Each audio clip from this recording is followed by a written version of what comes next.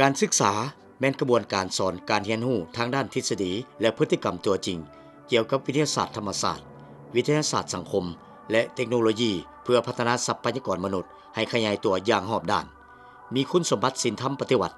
มีความรู้ความสามารถมีวิชาชีพมีสุขภาพพลานามัยมีความศิวิไลทางด้านจิตใจมีศิลปะมีระเบียบวินัยมีน้ำใจหักประเทศชาติหักระบอบประชาธิปไตยประชาชน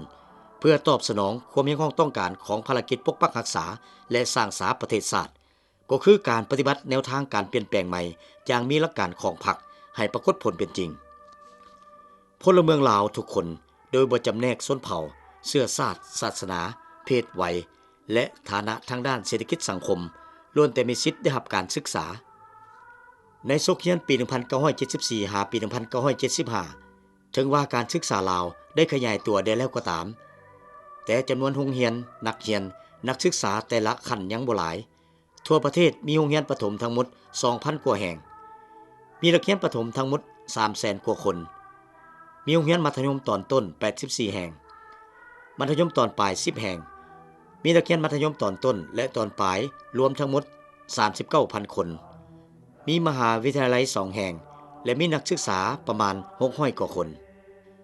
ภายหลังประเทศชาติได้รับการสถาปนาเป็นสาธารณรัฐประชาธิปไตยประชาชนลาวในวันที่ 2 ธันวาคม ปี 1975 การปฏิวัติของประชาชนลาวได้หันไปสู่ระยะใหม่แห่งการปกปักรักษาและสร้างสาประเทศชาติพรรคได้สืบต่อชี้นำพาปฏิบัติแนวทางการศึกษาในระยะใหม่ตาม3ลักษณะและ5หลักมูลการศึกษาที่ได้กำหนดในกองประชุมใหญ่ศึกษาทั่วเขตปลดปล่อยเทื่อที่ 2ในเดือนมิถุนายน ปี 1974 ที่แขวงหัวพันคือลักษณะศาสตร์วิทยาศาสตร์ทันสมัยและลักษณะมหาชนและ5หลักมูลการศึกษาคือคุณสมบัติศึกษาปัญญาศึกษาแห่งงานศึกษาพละศึกษาและศิลปะศึกษาพร้อมเดียวกันนั้นพรรคได้วางแนวทางนโยบายก่อสร้างการศึกษาตามทิศสังคมนิยมและนำเอาการศึกษาไปก่อนก้าวหนึ่งกองประชุมใหญ่ครั้งที่ 4 ของพรรคประชาชนปฏิวัติลาวปี 1986 ได้กำหนดให้สืบต่อถือเอาเวียกงานศึกษาเป็นหน้าที่ใจกลางของการปฏิวัติทางด้านแนวคิดและวัฒนธรรมต้องเอาใจใส่ภารกิจการศึกษาให้หลายขึ้นกว่าเก่าอีกและต้องลงทุนเข้าใส่เวียกงานนี้อย่างเหมาะสมกองประชุมคณะบริหารงานศูนย์กลางพรรคประชาชนปฏิวัติลาวครั้งที่ 4 สมัยที่ 4 ร่วมกับสภารัฐมนตรีในเวลานั้นได้วางมติเกี่ยวกับยุทธศาสตร์การศึกษาแต่ปี 1986 ฮอดปี 2000 ในโอกาสโอลมผู้บริหารงานการศึกษาทั่วประเทศในปี 1989 ท่านไกรสอนพรหมวิหารเลขาธิการใหญ่พรรคประชาชนปฏิวัติลาวประธานสภารัฐมนตรีในเวลานั้นได้กล่าวเน้นว่าแนวทางนโยบายของภาครัฐแม่นเน้นใส่ให้คนลาวกลายเป็นคนมีจิตใจรักชาติมีโลกทัศน์วิทยาศาสตร์มีน้ำใจสามัคคีกับชนเผ่าอื่นๆภายในชาติและสามัคคีกับบรรดาประเทศเพื่อนมิตรในโลกฮู้สิทธิผลประโยชน์และพันธะของพลเมืองฮู้อนุรักษ์รักษาและเสริมขยายมูลเสื่อวัฒนธรรมอันดีงามของชาติมีความรู้ทางด้านวิชาการมีความสามารถมีระเบียบแบบแผนมีความรับผิดชอบต่อหน้าที่เวียกงานและมีสุขภาพแข็งแรงเพื่อเกี่ยมพร้อมประกอบส่วนเขาในการปกปักรักษาและสร้างสาพัฒนาประเทศชาติไปเคียงคู่กับการวางแนวทางการพัฒนาเศรษฐกิจสังคมพรรคและรัฐบาลก็มีแนวทางนโยบายเกี่ยวกับการพัฒนาทรัพยากรมนุษย์โดยเฉพาะแม่นการพัฒนาการศึกษาซึ่งได้กำหนดอยู่ในมติต่างๆของพรรคและมติเกี่ยวกับการพัฒนาทรัพยากรมนุษย์ในระหว่าง2กองประชุมใหญ่ครั้งที่ 4 และที่ 5 ของพรรคคือนับตั้งแต่ปี 1986 ถึงปี 1992 ซึ่งแนวทางนโยบายการศึกษาเวลานั้นแสดงออกอย่างจะแจ้งดังนี้ 1. ให้ปฏิบัติการศึกษาชั้นประถมแบบบังคับสำหรับเยาวชนและสาวหนุ่มโดยนำใช้งบประมาณของรัฐเป็นต้นต่อ 2. ต้องเฮ็ดสำเร็จการลบล้างความบ่รู้หนังสือให้แก่ผู้ที่เกิดคืนและเกิดใหม่อย่างสิ้นเชิง 3. ส่งเสริมและขยายการศึกษาภาคเอกชนทั้งสายสามัญและอาชีวศึกษา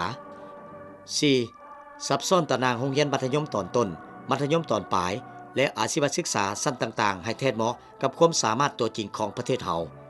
ขยายโรงเรียนตามรูปธาตุและมีการสอบเสียงในทุกขั้นและชั้นเรียน 5. สร้างพนักงานแม่นสร้างให้ทุกภาคส่วนเศรษฐกิจและสังคม แต่บ่แม่นสร้างเพื่อสังกัดในกงจักรรัฐเท่านั้น 6. การพัฒนาการศึกษาในเฉพาะหน้าและยาวนานแม่นเน้นใส่ยกคุณภาพของการศึกษาแห่งชาติขึ้นให้ยับเหมาะกับมาตรฐานสากลเทื่อละก้าว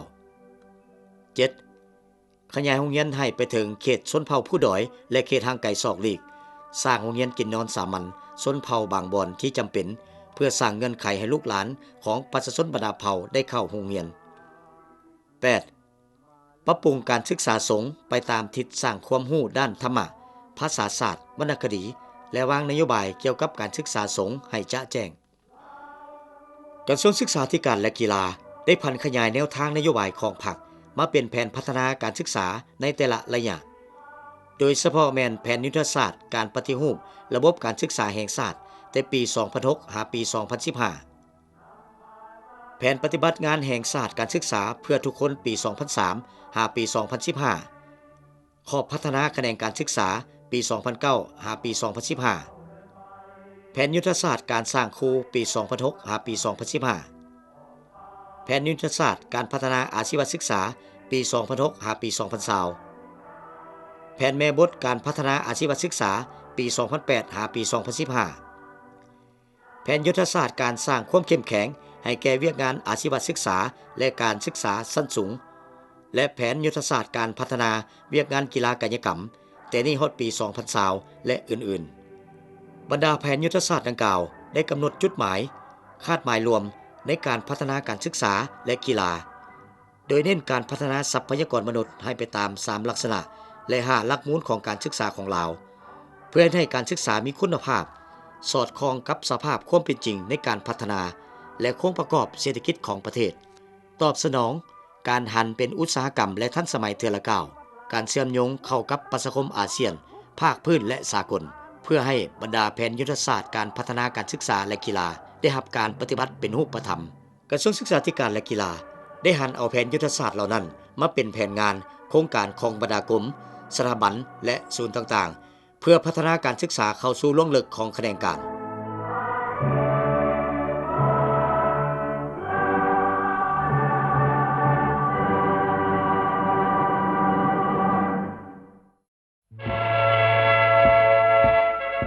ตลอดระยะ 40 ปีผ่านมาบรรดาทานคณะนำแขนงการศึกษาในแต่ละยุคแต่ละสมัยได้ชี้นำพาภารกิจการพัฒนาการศึกษาอย่างมีผลสำเร็จเป็นก้าวๆมาคณะนำแขนงการศึกษากีฬาและธรรมการแต่ปี 1975 หาปี 1980 ประกอบด้วยท่านภูมิวงศ์วิจิตรรองนายกรัฐมนตรีทั้งเป็นรัฐมนตรีว่าการกระทรวงศึกษากีฬาและธรรมการท่านอุตตมะจุลมณีเป็นรัฐมนตรีช่วยว่าการ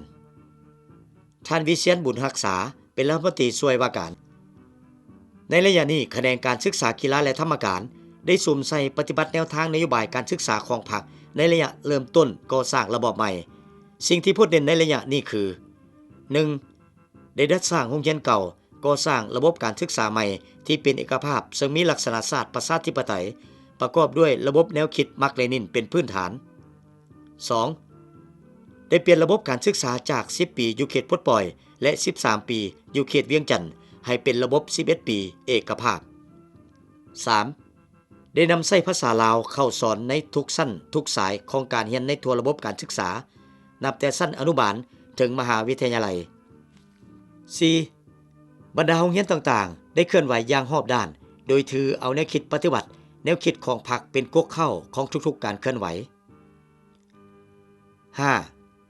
ท่านแถวครูอาจารย์และพนักงานศึกษาได้รับการก่อสร้างและบำรุงด้านแนวคิดการเมืองทัศนะใหม่อย่างเป็นปึกแผ่นแน่นหนาเพื่อเป็นแก่นสารให้แก่การก่อสร้างและขยายการศึกษาในต่อหน้าคณะนำแขนงการศึกษาแต่ปี 1981 หาปี 1985 ประกอบด้วยท่านศาสตราจารย์ดร.บุญเตียมพิษสมัยเป็นผู้ว่าการรัฐมนตรีกระทรวงศึกษาท่านเพียงศรีสุราษฎร์เป็นรองรัฐมนตรีท่านคำพองพันวงศาเป็นรองรัฐมนตรีในระยะนี้แขนงการศึกษาและกีฬาได้สุ่มใส่จัดตั้งพันขยายแนวทางนโยบายการศึกษาของพรรค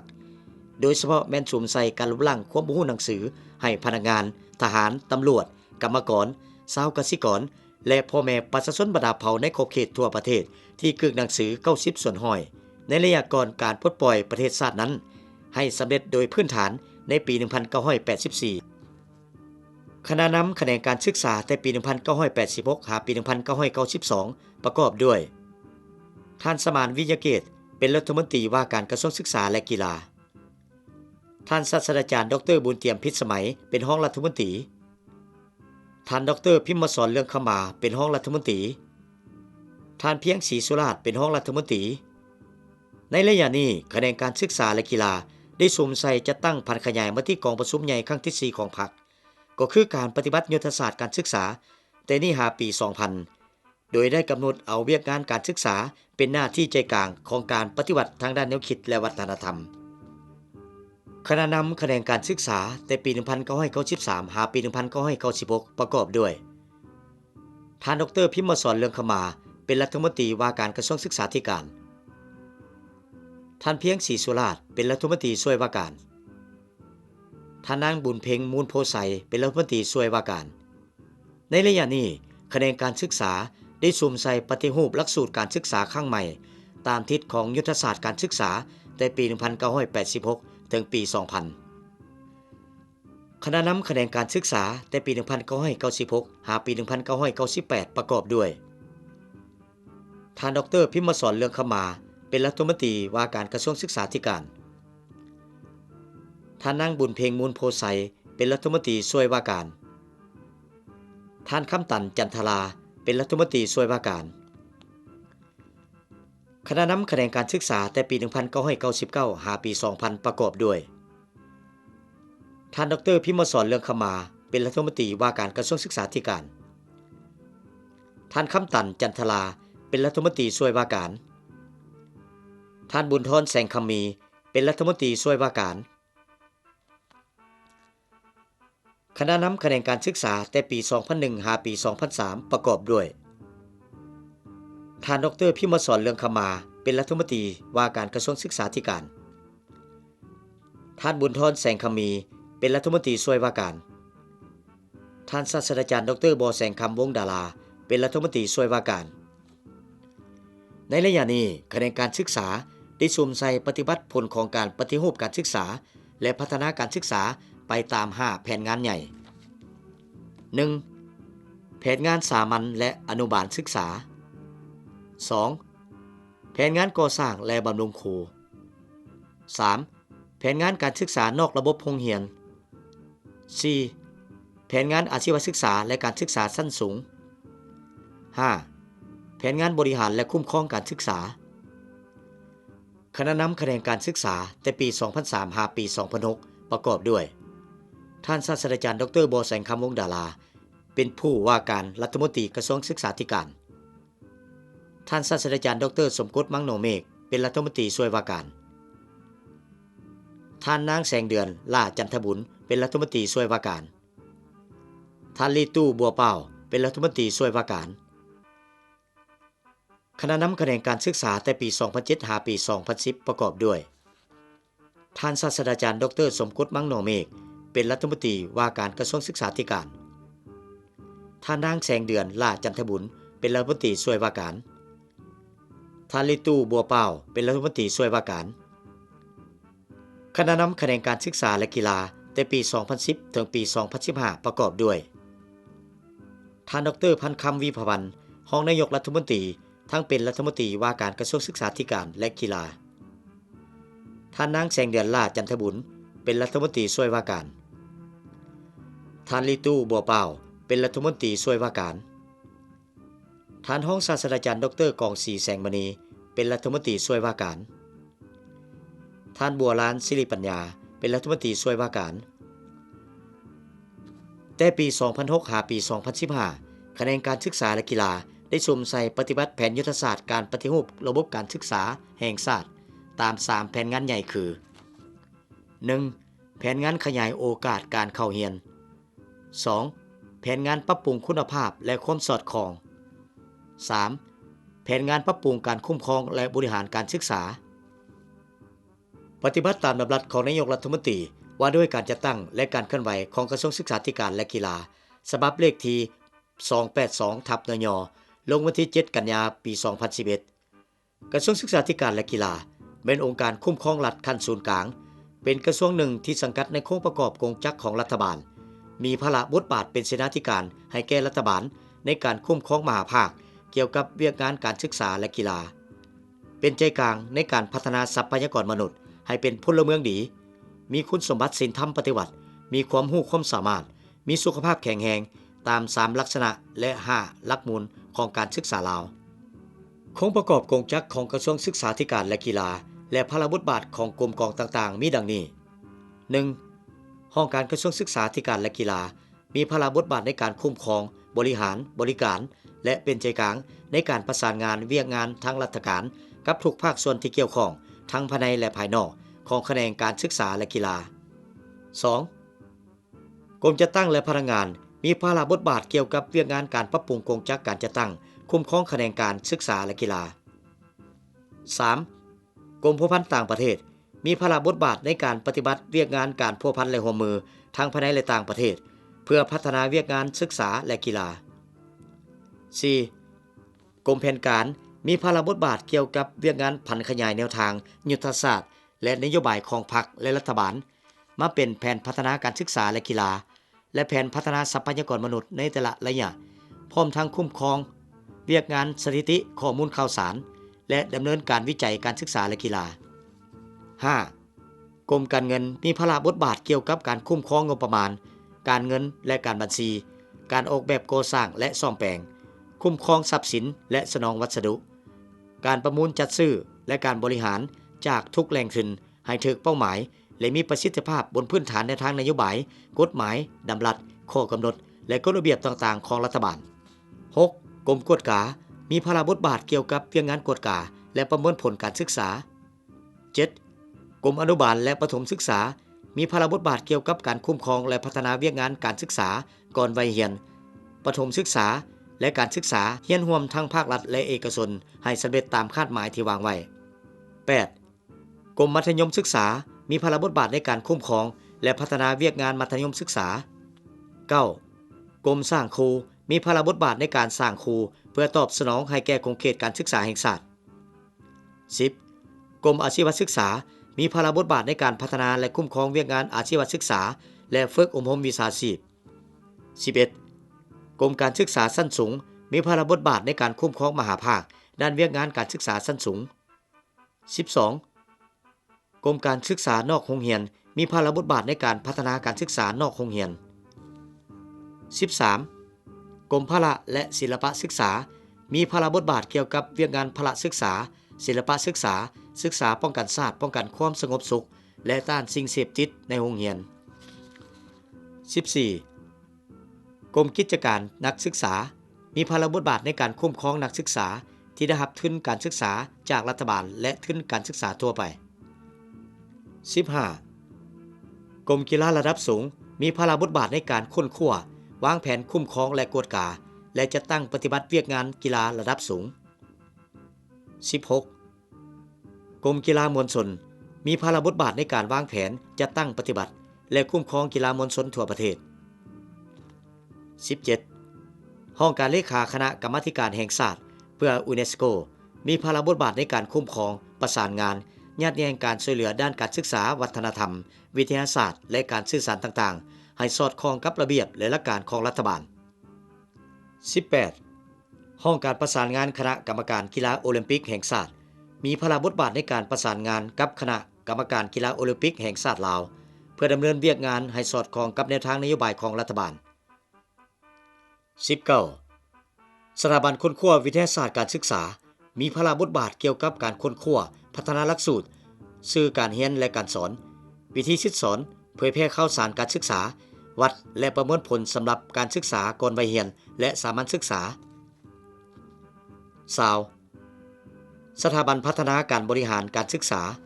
มีภาระบทบาทเกี่ยวกับเวียกงานพัฒนาบริหารการศึกษานอกจากนั้นยังมีหัวหน่วยการจัดตั้งวิชาการจำนวนหนึ่งตามการตกลงของรัฐมนตรีว่าการกระทรวงศึกษาธิการและกีฬากระทรวงศึกษาธิการและกีฬามีคณะกรรมาธิการสภาที่ปรึกษาระดับชาติจำนวนหนึ่งซึ่งสร้างตั้งขึ้นตามความจำเป็นของเวียกงานการศึกษาและกีฬาโดยการตกลงเห็นดีของรัฐบาลเช่นศูนย์ประกันคุณภาพการศึกษาและห้องการสภาที่ปรึกษาการศึกษาภาคเอกชนเป็นต้น การบริหารการศึกษาขั้นท้องถิ่นประกอบด้วยแผนกศึกษาธิการและกีฬาแขวงนครห้องการศึกษาธิการและกีฬาเมืองเทศบาลโดยสืบต่อปฏิบัติแนวทางการเปลี่ยนแปลงใหม่อย่างมีหลักการของพรรคที่กำหนดออกในกองประชุมใหญ่ครั้งที่4ในปี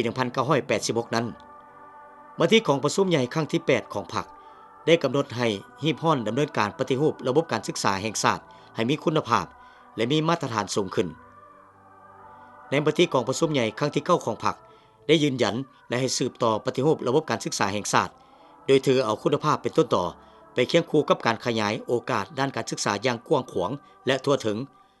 ปลุกทะลุอย่างแข็งแรงทางด้านการพัฒนาทรัพยากรมนุษย์โดยเฉพาะแม้นการสร้างและยกระดับความรู้ความสามารถให้บุคลากรประเภทต่างๆเช่นกรรมกรวิชาชีพนายสร้างนักวิชาการผู้คุ้มครองบริหารผู้ประกอบการและอื่นๆให้มีคุณภาพและมีจำนวนเพียงพอสำหรับตอบสนองความมีความต้องการของหน้าที่เวียกงานอยู่ในองค์การจัดตั้งของพรรคของรัฐและสังคม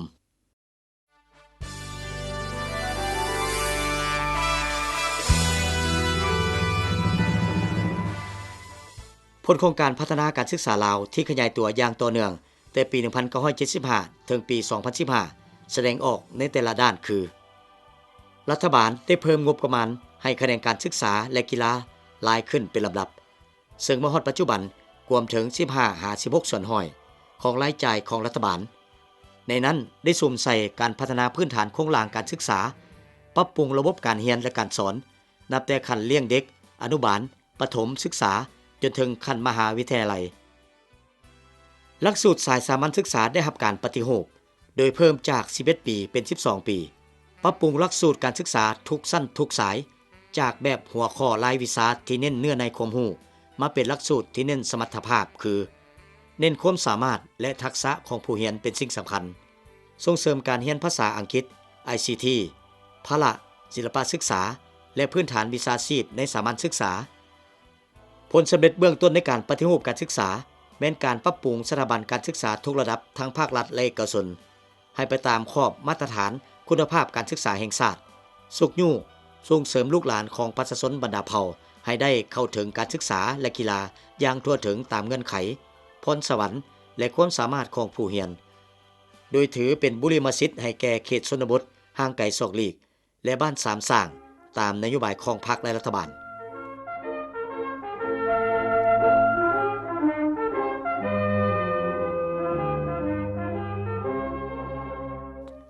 เวียกงานการศึกษาก่อนวัยเรียนได้รับการพัฒนาและขยายอย่างกว้างขวางในโซกเรียนปี 1975 หาปี 1976 ทั่วประเทศมีเรือนเลี้ยงเด็กและโรงเรียนอนุบาล 83 แห่งมีนักเรียน 2,200 คนฮอดโรงเรียนปี 1985 หาปี 1986 จำนวนเรือนเลี้ยงเด็กและโรงเรียนอนุบาลเพิ่มขึ้นถึง 297 แห่งมีนักเรียน 22,387 คนครูสอน 800 คนโรงเรียนปี 1995 หาปี 1996 จำนวนโรงเรียนอนุบาลเพิ่มขึ้นถึง 685 แห่งจำนวนนักเรียนมีถึง 35,000 คนครูสอน 1,000 กว่าคนโรงเรียนปี 2005 หาปี 2006 ตารางโรงเรียนอนุบาลขยายถึง 967 แห่งมีนักเรียนทั้งหมด 45,000 กว่าคนครูสอน 2,600 กว่าคนในโรงเรียนปี 2014 หาปี 2015 ทั่วประเทศมีครูเลี้ยงเด็กและครูอนุบาลทั้งหมด 8,460 คนมีเรือนเลี้ยงเด็กและโรงเรียนอนุบาลทั้งหมด 2,125 แห่งมีนักเรียน 149,000 คนอัตราการเข้าเรียนของเด็กอายุ 5 ปีสูงถึง 61.4 ส่วนห้อยพัฒนาการของเด็กด้านทางกายสติปัญญาอารมณ์จิตสังคมและการใช้ภาษาปากเว้าก็ดีขึ้นเป็นลำดับ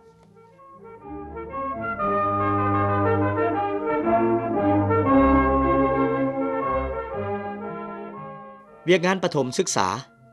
ได้รับการขยายตัวอย่างไววานับทั้งด้านปริมาณและคุณภาพเพียงแต่ในปีเดียวภายหลังที่ประเทศชาติได้รับการปลดปล่อยในโซกเรียนปี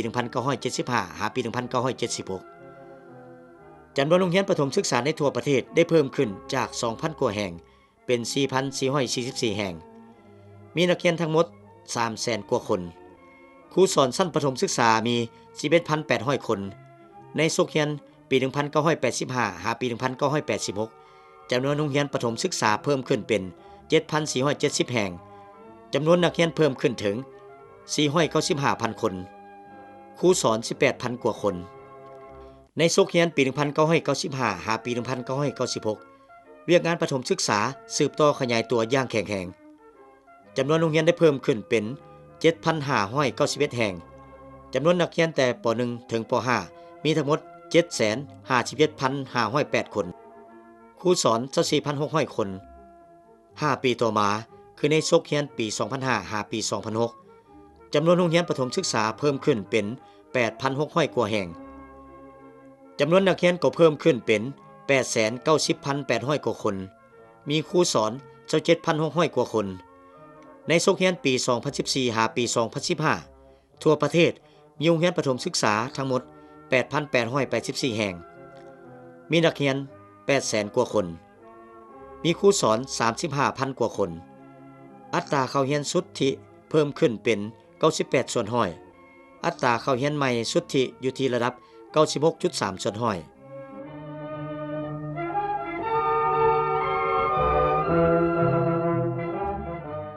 การสมเทียบตัวเลขข้างเทิงนี้แสดงเห็นว่าแผนงานขยายโอกาสและการเข้าถึงการศึกษาสำหรับลูกหลานประชาชนบรรดาเผ่าที่กระทรวงศึกษาธิการและกีฬาปฏิบัติผ่านมาและพวงปฏิบัติอยู่ในขณะนี้นั้นบรรลุผลสำเร็จที่เป็นมากเป็นผลสูงขึ้นทุกระยะในขณะเดียวกันอัตราการปะละการเรียนและการข้างห้องของนักเรียนชั้นป .1 มีท่าเอียงลดลงหลายอัตราการปะละทั่วชั้นประถมศึกษาในปี 2014 มีเพียง 5.5 ส่วนห้อยอัตราการข้างห้องอยู่ที่ 6.9 ส่วนห้อย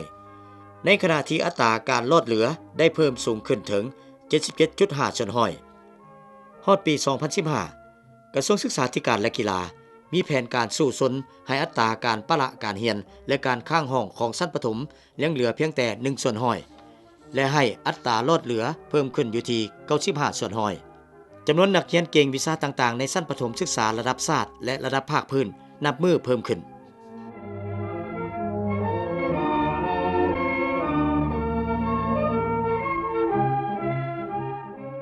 เวียกงานมัธยมศึกษาได้มีการขยายตัวอย่างกว้างขวางที่บ่เคยมีมาก่อนในประวัติศาสตร์ของการศึกษาลาวในโรงเรียนปี 1975 หาปี 1976 จำนวนโรงเรียนมัธยมตอนต้นและตอนปลายมีทั้งหมด 90 กว่าแห่งมีนักเรียน 29,000 กว่าคนครูสอนชั้นมัธยม 1,200 คน5 ปีต่อมาจำนวนโรงเรียนมัธยมได้ขยายตัวอย่างก้าวกระโดดจาก 90 กว่าแห่งในโรงเรียนปี 1975 หาปี 1976 เพิ่มขึ้นเป็น 527 แห่งในโรงเรียนปี 1985 หาปี 1986 ในนั้นมีโรงเรียนมัธยมศึกษาตอนปลาย 68 แห่งมีนักเรียนชั้นมัธยมศึกษาทั้งหมด 89,300 คนมีครูสอนชั้นมัธยม 5,815 คนฮอดโรงเรียนปี 1995 หาปี 1996 ทั่วประเทศมีโรงเรียนชั้นมัธยม 744 แห่งมีนักเรียนทั้งหมด 161,934 คนครูสอน 1,050 คนในโรงเรียนปี 2005 หาปี 2006 จำนวนโรงเรียนมัธยมได้เพิ่มขึ้นเป็น926แห่งมีนักเรียนทั้งหมด 388,053 คนครูสอนชั้นมัธยม 4,687 คนในโรงเรียนปี 2014 หาปี 2015 ตารางการศึกษาขั้นมัธยมศึกษาได้สืบต่อขยายตัวอย่างแข็งแรงจำนวนโรงเรียนมัธยมได้เพิ่มขึ้นเป็น 1,651 แห่งมีนักเรียน 630,676 คนมีครูสอนทั้งหมด 32,216 คนอัตราเข้าเรียนรวมชั้นมัธยมตอนต้นเพิ่มขึ้นถึง 74.4 ส่วนห้อยอัตราเข้าเรียนรวมชั้นมัธยมตอนปลายอยู่ที่ระดับ 41.3 ส่วนห้อยในปัจจุบันการปฏิบัติหลักสูตรชั้นมัธยมยังสืบต่อทั้งนี้ก็เพื่อปรับปรุงคุณภาพให้นับมือสูงขึ้นคุณภาพการเรียนการสอนในชั้นมัธยมนับมือดีขึ้นนักเรียนที่เรียนจบมัธยมตอนต้นและมัธยมตอนปลายสามารถสอบสิ่งเข้าเรียนต่อโรงเรียนวิชาชีพวิทยาลัยมหาวิทยาลัยทั้งภายในและต่างประเทศจำนวนนักเรียนเก่งชั้นมัธยมทั้งอยู่ในตัวเมืองใหญ่และชนบทก็มีจำนวนเพิ่มขึ้นทุกปีพิเศษมีนักเรียนมัธยมจำนวนหลวงหลาย ได้สร้างชื่อเสียงให้แก่ประเทศชาติของตนด้วยความเป็นนักเรียนเก่งจากการสอบสิ่งนักเรียนเก่งในสาขาวิชาต่างๆทั้งในระดับชาติในภาคพื้นและสากล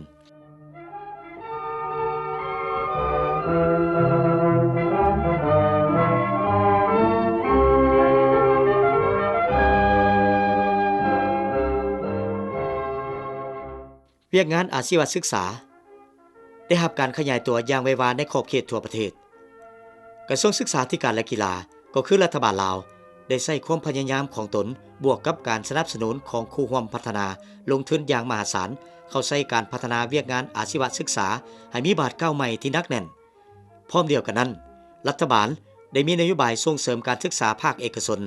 และถือเอาการศึกษาภาคเอกชนเป็นภาคส่วนหนึ่งของการศึกษาแห่งชาติการพัฒนาอาชีวศึกษาแต่ปี 1975 หาปี 2007 ได้สร้างกำลังแรงงานเพิ่มขึ้นเป็น 37,000 กว่าคนและยะแต่ปี 2008 หาปี 2015 ได้สวมใส่การสร้างตั้งสถานอาชีวศึกษาให้ทั่วทุกแขวงในขอบเขตทั่วประเทศตอบสนองได้ตามแผนงานขยายโอกาสเข้าเรียนอย่างทั่วถึงในโซกเรียนปี 2014 หาปี 2015 ทั่วประเทศมีสถานอาชีวศึกษาทั้งภาครัฐและเอกชนทั้งหมด101แห่งในนั้นโรงเรียนอาชีวศึกษาชั้นกลาง39แห่งมีนักเรียนอาชีวศึกษาทั้งภาครัฐและเอกชน 64,000 กว่าคนที่เรียนอยู่ใน3แขนงใหญ่คือแขนงกสิกรรมอุตสาหกรรมและบริการนักเรียนที่เรียนจบจากสายอาชีวศึกษาหลายกว่า80ส่วนห้อยสามารถเข้าสู่ตลาดแรงงานเฮ็ดเวียกประกอบอาชีพประกอบส่วนสร้างเศรษฐกิจของชาติและมีเวียกเฮ็ดงานทำที่มั่นคง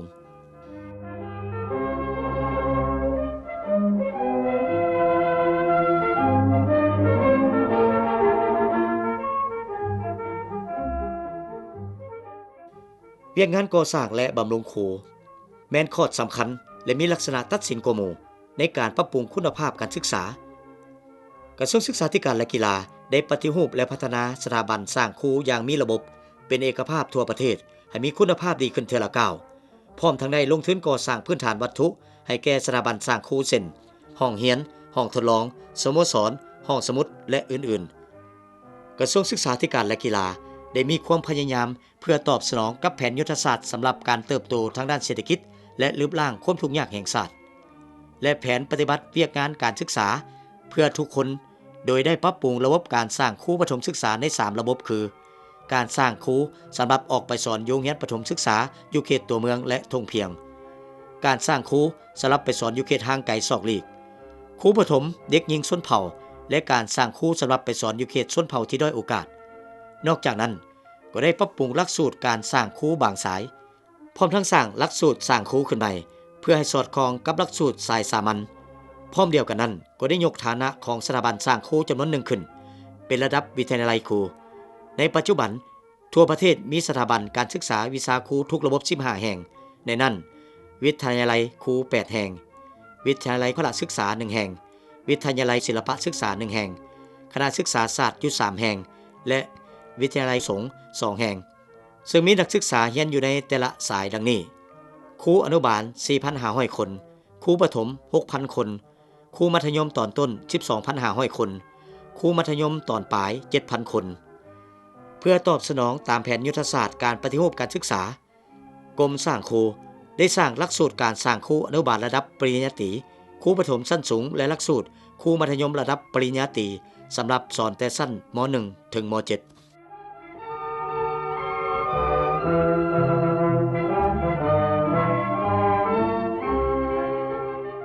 เวียกงานการศึกษาชั้นสูง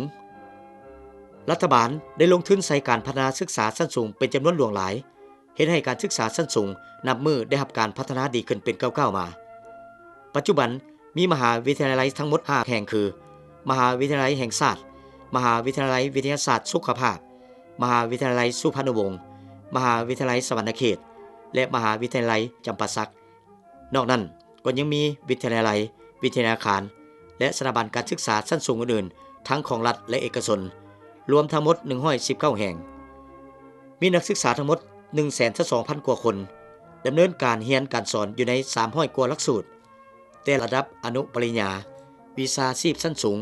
ปริญญาตรีปริญญาโทและปริญญาเอกมีนักศึกษาระดับปริญญาตรี 40,000 กว่าคน ปริญญาโท 1,400 กว่าและปริญญาเอก 44 คน มีพนักงานและครูสอนทั้งหมด 6,700 กว่าคน มีระดับปริญญาเอก 135 คน มีปริญญาโท 935 คน และปริญญาตรี 1,500 กว่าคน ในนั้นมีศาสตราจารย์ 7 คนรองศาสตราจารย์ 171 คน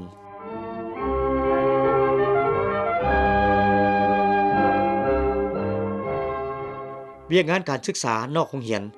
ได้ยุ่งแฮงขบวนการลบล้างความบ่ฮู้หนังสือให้ประชาชนในกลุ่มอายุ 15 ปีหา 40 ปี ที่ก่อนการปลดปล่อยประเทศชาติมีผู้กึกหนังสือ 90 ส่วนห้อยนั้นให้สำเร็จลงในขั้นพื้นฐานและประกาศลบล้างความรู้หนังสือทั่วประเทศอย่างเป็นทางการในปี 1984 โดยท่านสุภาณวงศ์ประธานประเทศแห่งสาธารณรัฐประชาธิปไตยประชาชนลาวในระยะต่อมาได้สุ่มใส่การลบล้างความรู้หนังสือให้แก่ผู้ที่เกิดขึ้นบำรุงยกระดับการศึกษาขั้นประถมมัธยมตอนต้นตอนปลายและการฝึกอบรมวิชาชีพขั้นพื้นฐานโดยรูปแบบกับที่และเคลื่อนที่ในวิชาสำคัญต้นต่อเช่นการเลี้ยงไก่เลี้ยงกบเลี้ยงปลาปลูกเห็ดปรุงแต่งอาหารตัดเย็บเสริมสวยสร้างไม้สร้างกอและอื่นๆซึ่งให้ประชาชนบรรดาเผ่าในทั่วประเทศโดยเฉพาะแม่นชาวหนุ่มกรรมกรชาวไหนาและผู้ประกอบการอื่นๆนับมือได้รับการยกระดับความรู้ด้านวิทยาศาสตร์และเทคโนโลยีในการประกอบอาชีพสูงขึ้นผลการสำรวจให้งานผ่านมาเห็นว่าอัตราการรู้หนังสือของประชาชนในกลุ่มอายุ 15 ปีหา 24 ปีแม่น 89.1 ส่วนห้อยเพศหญิง 86 ส่วนห้อยอัตราการรู้หนังสือของประชาชนในกลุ่มอายุ 15 ปีหา 64 ปีแม่น 81.3 ส่วนห้อยเพศหญิง 75.3 ส่วนห้อยมาฮอดปี 2015 ประชาชนลาวทั่วประเทศได้สำเร็จการศึกษาชั้นประถมบำรุงและสืบต่อบำรุงชั้นมัธยมศึกษาตอนต้นและตอนปลาย 42 เมืองได้รับการประกาศจบชั้นมัธยมศึกษาตอนต้นระบบบำรุงเดือนสิงหาปี 2015 ท่านจุมลีไสยสอนเลขาธิการใหญ่พรรคประชาชนปฏิวัติลาวประธานประเทศแห่งสาธารณรัฐประชาธิปไตยประชาชนลาวได้ประกาศการจบชั้นประถมบำรุงทั่วประเทศอย่างเป็นทางการซึ่งเป็นขีดหมายทางประวัติศาสตร์ที่มีความสำคัญยิ่งของชาติลาวเฮาที่บ่เคยมีในตลอดระยะหลายพันปีผ่านมาที่ได้กลายเป็นชาติหนึ่งที่ประชาชนมีระดับการศึกษาจบขั้นประถมขึ้นไปซึ่งเนื้อแท้ก็แม่นประเทศลาวได้เฮ็ดสำเร็จหน้าที่อันมีเกียรติของตนในเวทีสากลก็คือในการบรรลุเป้าหมายสหสวัสดิ์แห่งการพัฒนาขององค์การสหประชาชาติ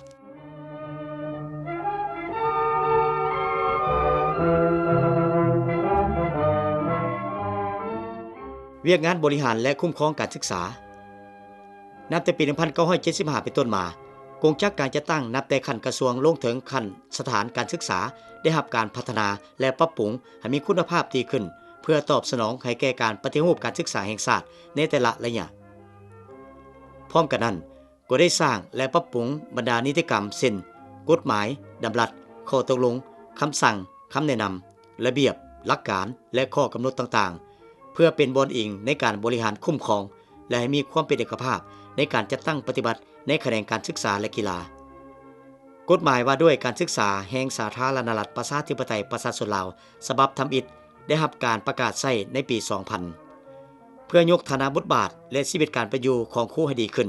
ในปี 2000 รัฐบาลได้ออกดำรัสว่าด้วยตำแหน่งวิชาการของครูสอนมหาวิทยาลัยและสถาบันการศึกษาชั้นสูงต่างๆดำรัสว่าด้วยนามยศครู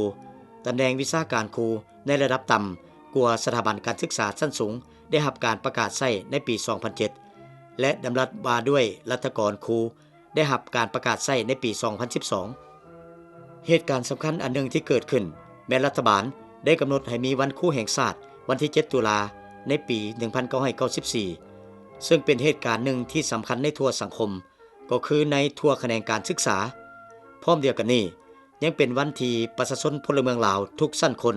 ได้แสดงความรู้บุญคุณต่อครูผู้ที่เคยศิษย์สอนตนในอดีตและปัจจุบันในโรงเรียนปี 2014 หาปี 2015 ทั่วแขนงการศึกษาและกีฬามีพนักงานครูอาจารย์ทั้งหมด 83,329 คน ในนั้นพนักงานบริหารมี 8,225 คนครูอาจารย์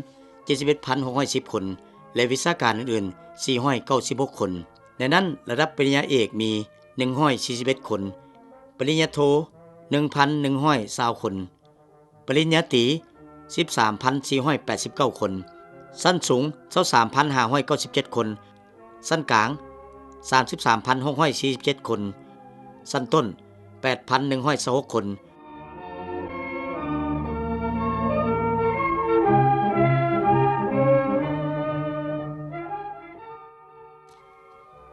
เวียกงานกวดกาได้รับการปรับปรุงและสร้างตั้งขึ้นเพื่อติดตามกวดกาและประเมินผลการจัดตั้งพรรคและสมาชิกพรรค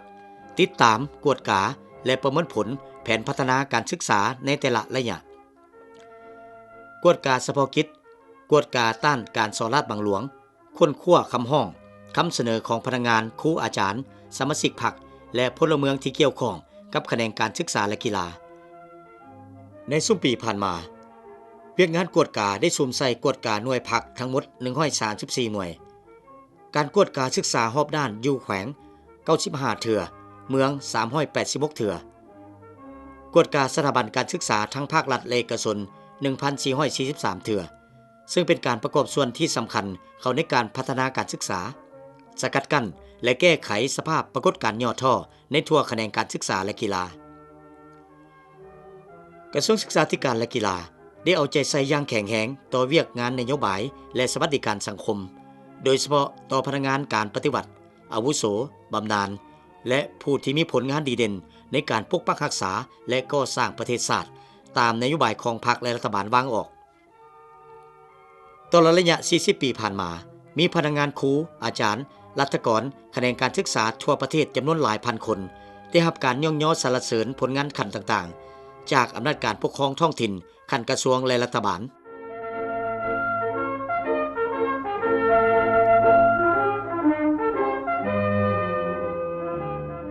เวียกงานพัวพันต่างประเทศได้มีการร่วมมือกับสากลและเอาใจใส่เพิ่มทวีการพัวพันกับบรรดาประเทศเพื่อนมิตรประเทศคู่ร่วมพัฒนาองค์การจัดตั้งสากล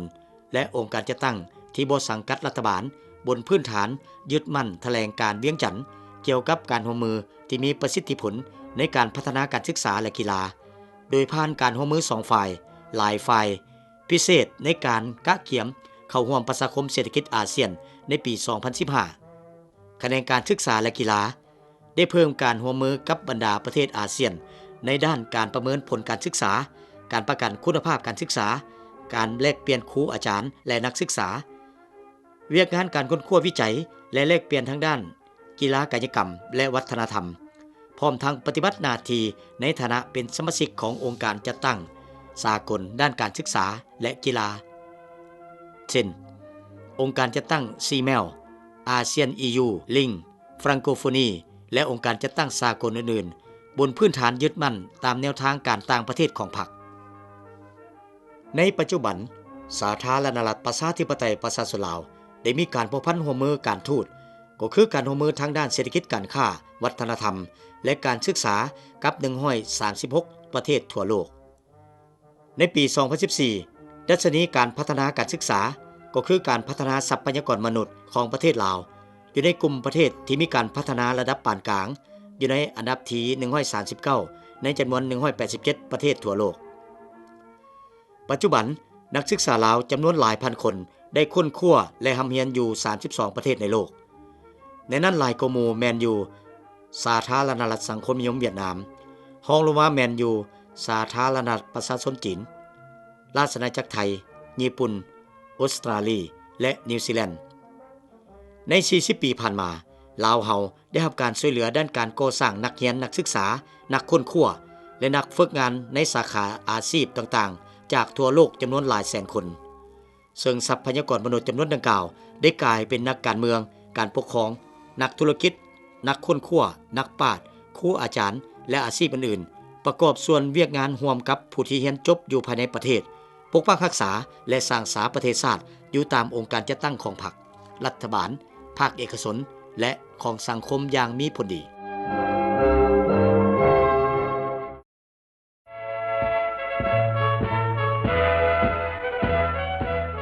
เวียกงานกีฬากายกรรมได้มีการขยายตัวอย่างกว้างขวางการจัดตั้งเวียกงานกีฬาอยู่ขั้นศูนย์กลางมีคณะกรรมการกีฬาโอลิมปิกแห่งชาติคณะสหพันธ์กีฬาแห่งชาติจำนวน37สหพันธ์1สมาคมกีฬาคนพิการ มีครูฝึกกีฬาประเภทต่างๆ341ท่านกรรมการตัดสินระดับชาติ188ท่านกรรมการตัดสินระดับสากล30ท่านอยู่ขั้นแขวงนครหลวงมีสหพันธ์กีฬาแขวงนครหลวงขบวนการกีฬากายกรรมนับมือได้รับการเชิดชูและส่งเสริมในทั่วปวงชนนับแต่ศูนย์กลางถึงท้องถิ่นมีปวงชนเข้าร่วมในเวียกงานกีฬากายกรรมหลายขึ้นทั้งเฮ็ดให้บทบาทของสาธารณรัฐประชาธิปไตยประชาชนลาวสูงขึ้นในเวทีสากลในปี 2015 ประเทศลาวมีสนามกีฬาที่ได้มาตรฐานระดับสากล6แห่งอยู่นครหลวงเวียงจันทน์2แห่งอยู่หลวงพระบางสวรรณเขตจำปาสักและอุดมไซแขวงละ1แห่งซึ่งแต่ละแห่งสามารถบรรจุแต่ 6,000 ถึง 12,000 คนมีสนามกีฬาที่ได้มาตรฐานระดับแขวงจำนวน11แห่งเช่นหัวพันเสียงขวางเสียบุรีบ่อแก้วหลวงน้ำทาเวียงจันทน์บริคำไซคำมวนสารวันเซกองและอัตตปืออันพดเด่นแบนได้ปรับปรุงศูนย์ฝึกกีฬาแห่งชาติสีเกิดให้เป็นบอนฝึกแอบที่ได้มาตรฐานและเป็นโรงเรียนพรสวรรค์กีฬากายกรรมนับแต่ปี 1985 ถึงปี 2014 ได้จัดงานมหกรรมกีฬาแห่งชาติ10 ครั้งมีนักกีฬาประเภทต่างๆเข้าร่วมทั้งหมด 35,149 คนซึ่งเหรียญประเภทต่างๆทั้งหมด 5,033 เหรียญนอกจากงานมหกรรมกีฬาแห่งชาติแล้ว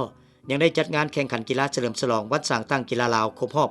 46 ปีที่แขวงคำมวนจัดงานมหกรรมกีฬานักเรียนมัธยมจำนวน 6 ครั้งได้424เหรียญคำ426เหรียญเงิน796เหรียญทองจัดงานมหกรรมกีฬาพื้นเมืองจำนวน9ครั้งได้526เหรียญคำ524เหรียญเงิน730เหรียญทองสิ่งที่พ้นเด่นในประวัติศาสตร์ของกีฬาลาวแม้นสาธารณรัฐประชาธิปไตยประชาชนลาวได้รับเกียรติเป็นเจ้าภาพจัดงานมหกรรมกีฬาซีเกมครั้งที่25ในปี 2009 ที่นครหลวงเวียงจันทน์นักกีฬาลาวสามารถญาติได้เหรียญทั้งหมด110เหรียญในนั้นเหรียญคำ33เหรียญเป็นเจ้าภาพจัดงานมหกรรมกีฬามหาวิทยาลัยอาเซียนครั้งที่16ในปี 2012 ที่นครหลวงเวียงจันทน์นักกีฬาลาวสามารถญาติได้113เหรียญในนั้นมีเหรียญคำ32เหรียญ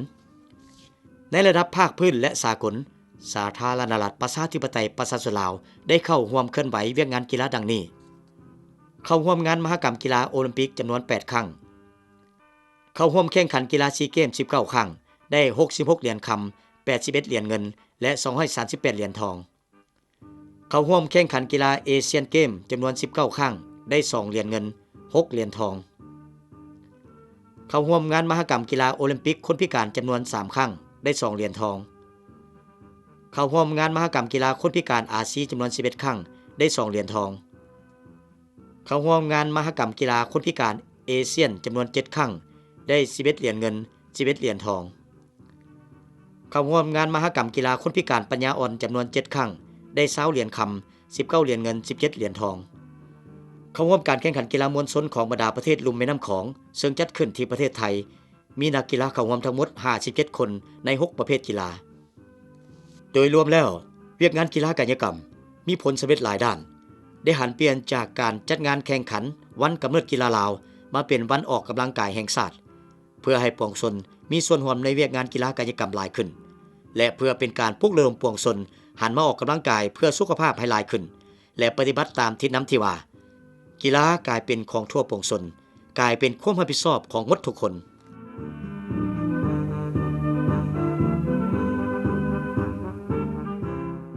เวียกงาน3สร้างการจะตั้งปฏิบัติเวียกงาน3สร้างในแขนงการศึกษาและกีฬาแม้นได้ถือเอาการเชื่อมโยงเวียกงานเฮ็ดทดลอง3สร้างเข้าใส่แผนยุทธศาสตร์การปฏิรูประบบการศึกษาแห่งชาติและได้ชุมใส่3แผนงานหลักคือแผนงานขยายโอกาสเข้าเรียนให้ทั่วถึงแผนงานปรับปรุงคุณภาพการศึกษาและแผนงานปรับปรุงการบริหารคุ้มครองการศึกษาสร้างความเข้าใจเนื่องในของเวียกงาน3สร้างเน้นใส่พัฒนาการศึกษาใส่เมืองและบ้านเป้าหมาย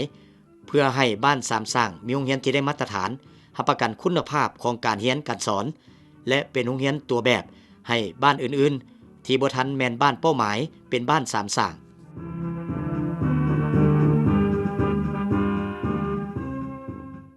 โดยสังรวมตลอด40ปี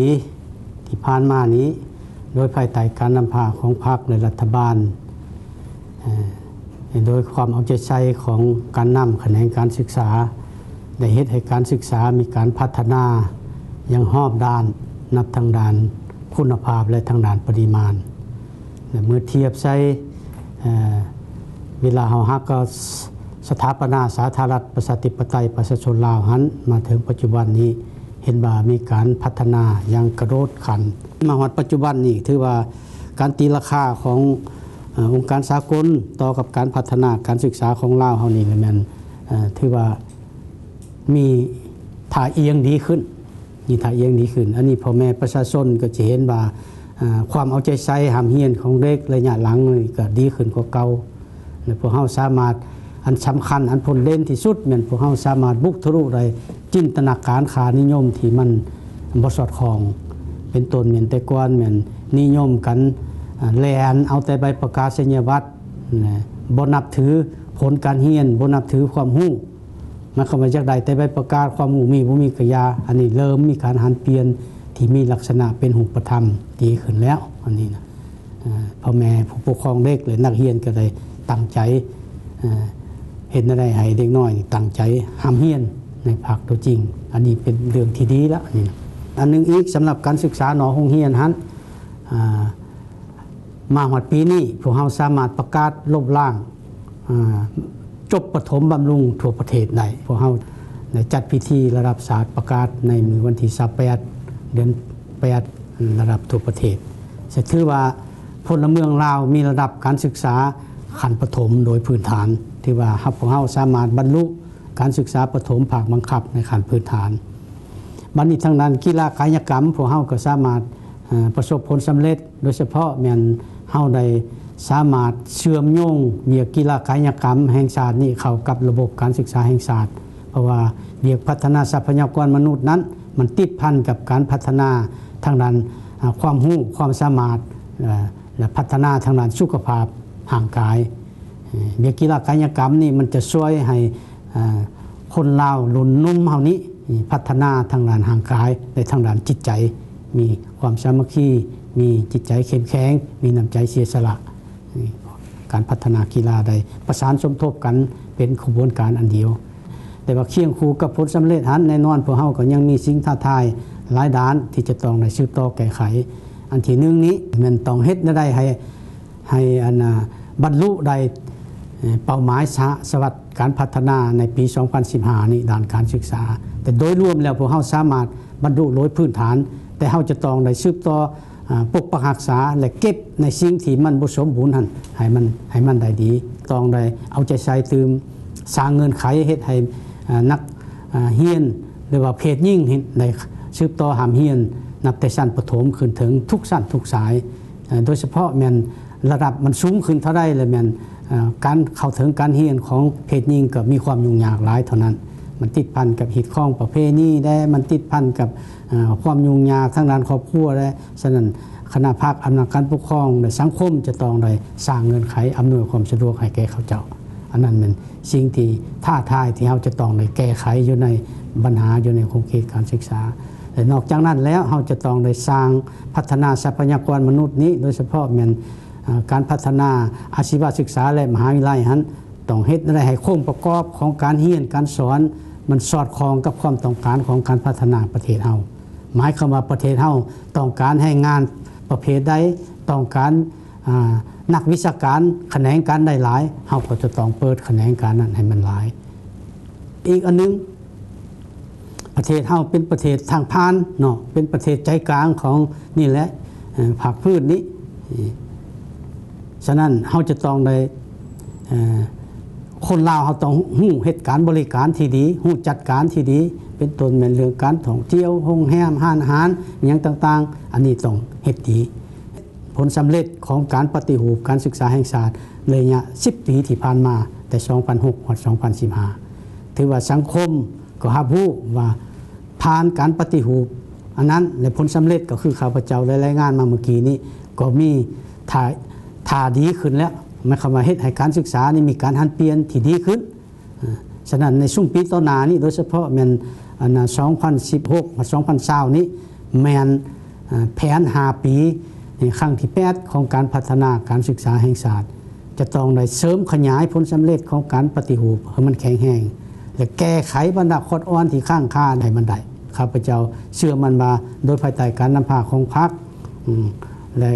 โดยการคุ้มครองและจัดตั้งปฏิบัติโดยกลุ่มของรัฐบาลและโดยความรับผิดชอบของผู้บริหารการศึกษาคณะพรรคและอำนาจการปกครองทุกขันข้าพเจ้าเชื่อมันว่าการพัฒนาการศึกษาของพวกเราใน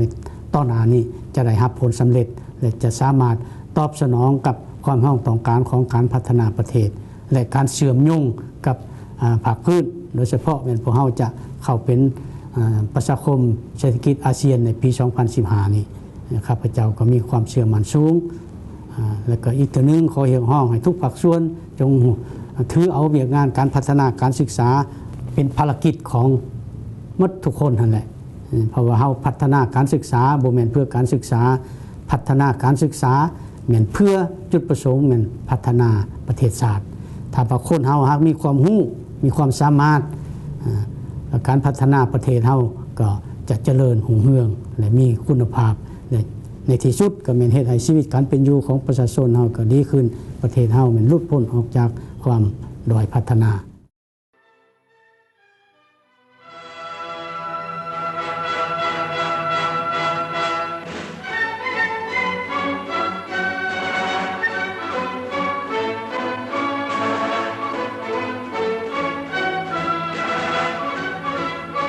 40 ปีแห่งการเติบใหญ่ขยายตัวของเวียกงานการศึกษากีฬาลาวภายใต้การนำพาของพรรคและรัฐบาลพนักงานครูอาจารย์นักเรียนนักศึกษาทั่วแขนงการศึกษาและกีฬาและทั่วปวงชนลาวทั้งชาติได้สร้างและจารึกผลงานไว้ในหน้าประวัติศาสตร์แห่งการพัฒนาการศึกษาและกีฬาลาวก็คือไว้ในหน้าประวัติศาสตร์แห่งการปกปักรักษาและสร้างสาประเทศชาติตามแนวทางเปลี่ยนแปลงใหม่อย่างมีหลักการของพรรคซึ่งจะเป็นพื้นฐานอันหนักแน่นให้แก่การพัฒนาการศึกษากีฬาลาวให้นับมือมีคุณภาพสูงขึ้นในอนาคต